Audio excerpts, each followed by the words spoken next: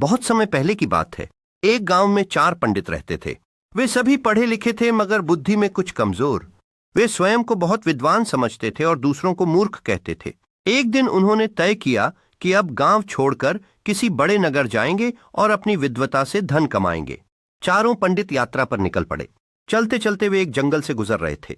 वहां उन्होंने देखा कि एक मरा हुआ शेर पड़ा है।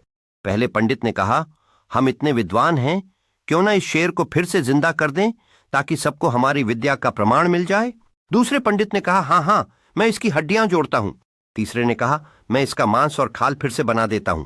चौथे ने कहा, मैं इसकी सांस वापस ला सकता हूं। लेकिन एक बात कहूं। बाकी तीनों बोले, तू चुप रह, तू हमेशा डरता रहता है। चौथा पंडित बोला, भाइयों ये तो शेर है, अगर जिंदा हो गया तो हम सबको खा जाएगा। बाकी 3 हंसने लगे, हम जैसे विद्वान को शेर भी कुछ नहीं कर सकता। चौथे पंडित ने कहा, ठीक है, पर मैं पेड़ पर चढ़ जाता हूं। उसने एक पेड़ पर चढ़कर छुप गया।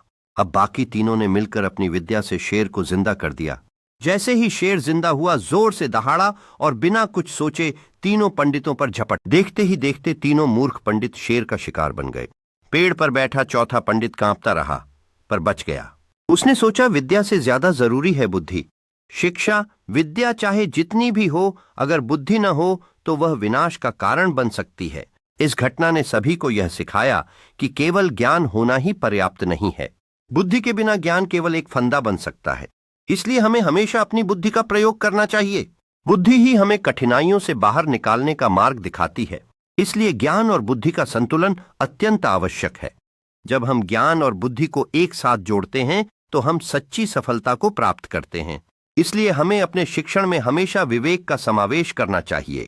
ये अनुभव हमें सिखाते हैं कि बुद्धि का सही उपयोग ही हमें आगे बढ़ा सकता है। इस तरह हम न केवल अपनी जान बचा सकते हैं, बल्कि अपने भविष्य को भी सुरक्षित कर सकते हैं। आखिरकार यह बुद्धि ही है जो हमें सही निर्णय लेने में मदद करती है। इसलिए हमेशा याद रखें कि ज्ञान का सही प्रयोग ही हमारी सबसे बड़ी शक्ति है। सच्चा विद्या का अर्थ है जीवन की परख और